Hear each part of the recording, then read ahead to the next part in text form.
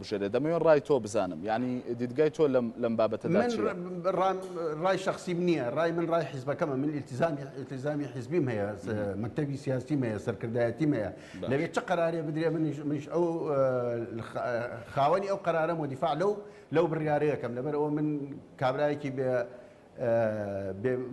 بێ ملتەزیم نیم، یعنی التیزامێکی حیزبیم هەیە، لە خۆم ناتوانم ڕێی شخصیم نییە من.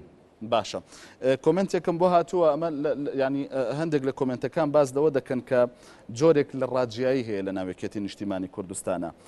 ئەیات مامۆستا ئەکرەم بۆ تۆی نووسیوە بۆچی هەندێک لە کادران و بەتایبەت ناوی تۆشی هێناوە دەڵێن ئەوە دەڵێن هەندێک لە کادرانی ناویەکێتی نیشتیمانی کوردستان و کاکشێخیش ئەو ئاوهای نووسیوە بە پارتیەکانی ناویەکێتی ناو دەبرێن. بابەتی لەو جۆرە هەیە ڕاجایی بەو ئەندازەیە بێ کە ئێوە بە پارتیەکانی ناویەکێتی ناو ببرێن؟ من پێم وایە لە ناو هەموو حیزبێکان ڕای جیاواز هەیە، بەڵام مهم ئەوەیە لە نەتیجا ڕای موحد هەیە. ئەگەر یەکێک لەگەڵ یەکێتی و یەکریزی و برایەتی و تەبایی میلەتەکەی بێ وای حساب بۆ بکەن بە ئەو کەسەی کە ئەو حسابەکە با بۆ خۆی هەر بیکە، ئەوە قسەی دوژمنان و ناحەزانە. ئێمە یەکێتین و بە یەکێتیش ئەبێنینەوە و هەموو ڕنج و ماندووبوون و تەسڵیە و فیداکاری و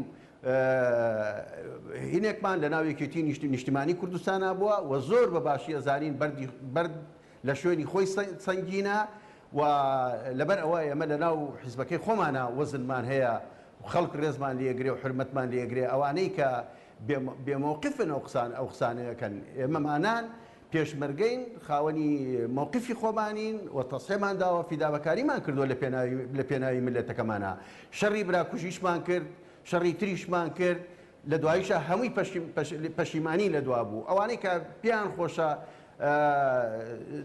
ئەو وەزعانیان پێخۆشە، دووبەرەکیان پێخۆشە، شەڕی براکوژیان پێخۆشە، لەو کاتانە ڕاکەن هەڵدێن ساحەکە بەجێ ئێڵن ئیمڕۆکە ئەو قسانەیەکەن. لەبەر ئەوە ئێمەمانان خاوەنی مووقفی خۆمانین لەگەڵ یەکێتی و برایەتی و تەبایی و یەکریزین، بە تایبەتی ئەمڕۆ وەزعی کوردستان وەزعێکی زۆر حەساسە لە دوور ڕۆ لە ڕووی هۆش هەڕەشەیەکی گەورەمان لەسەرە کە ئەمڕۆ داعشە کە بچووکترین خەلەل بکەوێتە جەبهەکان هەموو هەرێمی کوردستان هەڕەشەی لەسەرەوە کەوێتە حاڵەتی خەتەرەوە لە لاکەی تریشۆ ئەمڕۆ ئاسووی کورد زۆر ڕووناکە و بەرەو سەربەخۆیی ئەڕۆین.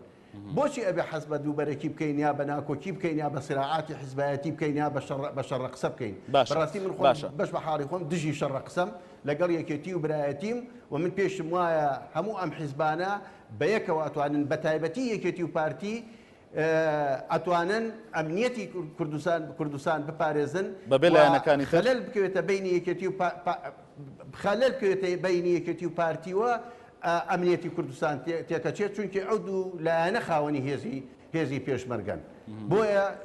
بۆیە من خۆم بەش بە ئەو جیاوازی کە ئێستا هەیە لە نێوانەکەتی و پارتیدا لەسەر پرسی سەرۆکایەتی چاوەڕێ ئەوەی لێ دەکرێت ینی ئەو بابەتی کە تۆ باسێکە ینی مەترسی ئەمنی بۆ نمونە دروست بکات، چونکە لە ماوەی ڕابردوودا هەر لەسەر ئەو بابەتە جۆمان لە هەڕەشە بوو، ینی هەندێک لایەن بە جۆرێک لە جۆرەکان یاخود لایەنەکانی تروان ناویان دەنا کە ئەوان هەڕەشە دەکەن لەوەی ئەگەر ئەمە بۆ نمونە بۆ چوار لایەنەکەی دیکە بچێتە سەر دۆخی هەرێمی کوردستان تێک دەچێت، تەوافقەکان تێک دەچێت.